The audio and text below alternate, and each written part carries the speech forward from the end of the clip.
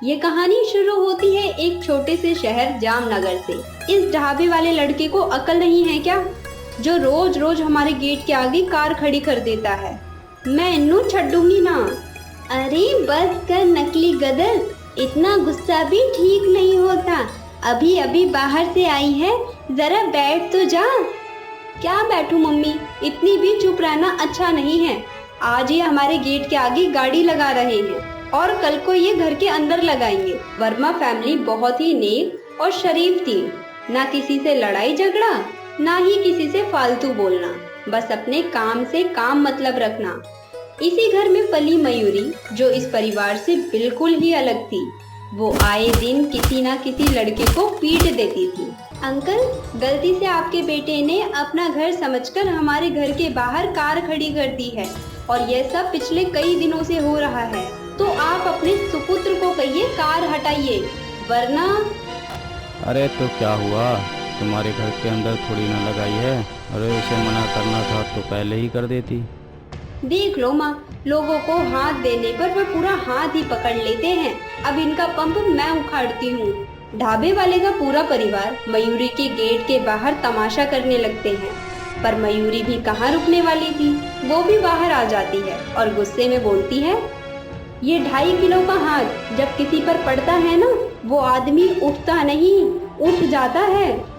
उठा उठा के पटकूंगा, चीर दूंगा, फाड़ दूंगा। निकल जा, वरना तेरी कार जलाने की हालत होगी न तू होगा। इतना कहते ही दोनों में जमकर हाथापाई शुरू हो जाती है। यह सब देखकर पूरा परिवार दंग रह जाता है। अपनी बेटी की बढ़ती उम्र को देखते हुए मयूरी की माँ उसका रिश्ता देखती है, पर हर बार मयूरी किसी न किसी वजह से रिश्ते को मना कर देती और अब रिश्ता आना भी बंद हो जाता है। ऐसे ही कई दिन बीत जाते हैं। एक दिन मयूरी के घर में लड़के का रिश्ता आता है। मयूरी बेटा, इस बार कोई गदर मत मचाना, बड़ी मुश्किल से ये रिश्ता आया है। मेरी बात का लाज रख ले बेटा, तेरी जैसी बोली है ना, तेरी तो शादी होना ही मुश्किल है। बड़ी मुश्किल से ये रिश्ता हाथ में आया है, निकलना नहीं चाहिए बेटा। और मयूरी अपनी माँ की बात मान लेती है। उसकी शादी हो जाती है और वह बहू बनकर शर्मा परिवार में चली जाती है। गृह प्रवेश के टाइम, बहू अपनी ननद को पैसे दे, तभी तो अंदर आएगी। मयूरी अपने पर्स से 10 का नोट निकाल कर देती है। ये क्या बहू, सिर्फ 10 रुपए लगता है, मायके वालों ने खाली हाथ भेज दिया क्या? अगर आपके जैसे मेहमान हो तो 100 रुपए की प्लेट 150 रुपए की पड़ जाती है। पैसे बचे भी तो कहाँ से, आपको खाना तो होता ही है और घर में पैक करके भी ले जाना होता है। इतनी मेहमान नवाजी में खर्च हो गए बस। बाप रे सविता, तेरी बहू है ये बम का गोला। बच के रहना आंटी जी, वरना फट जाऊंगी। पहले दिन कुछ इस तरह मयूरी अपने ससुराल में गदर मचा देती है। मयूरी को ससुराल में आए कुछ ही घंटे होते हैं कि उसकी माँ डरते डरते फोन करती है, बेटा अपनी माँ की इज्जत रखना, कोई 2 बात बोल दे तो बर्दाश्त करना। कोई मुझसे अच्छे से रहेगा तो मैं भी रहूंगी मम्मी, अगर किसी ने मुझसे शान पत्ती की तो मैं उसका मुंह नोच लूंगी। हाँ नहीं तो ये लड़की तो मेरी नाक कटवा कर ही रहेगी, सुनती ही नहीं है। मयूरी की माँ उससे बहुत समझाती है, पर मयूरी कहाँ सुनने से रही। यूँ तो मयूरी सबकी सेवा करती थी, मगर जहाँ उसे गलत दिखता था फिर उससे रहा नहीं जाता, वो बरस पड़ती थी।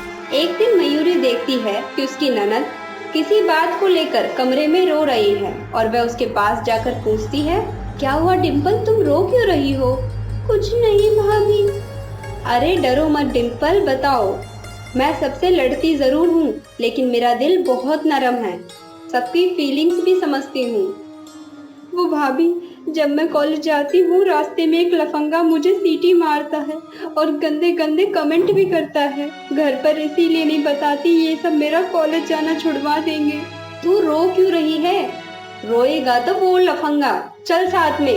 इतना कहकर मयूरी उसके साथ जाती है। जब वो लफंगा डिम्पल को देखता सीटी मारता है, तेरी ऐसी की तैसी रुक, ये बोलकर मयूरी उस लफंगे को मार मार कर उसकी नानी याद दिला देती है। उसके बाद जब वो सब घर आते हैं, वो सारी बात अपनी सास को बताती है। डर के नहीं रहना चाहिए बेटा, अपनी भाभी की तरह गदर बन बेटा।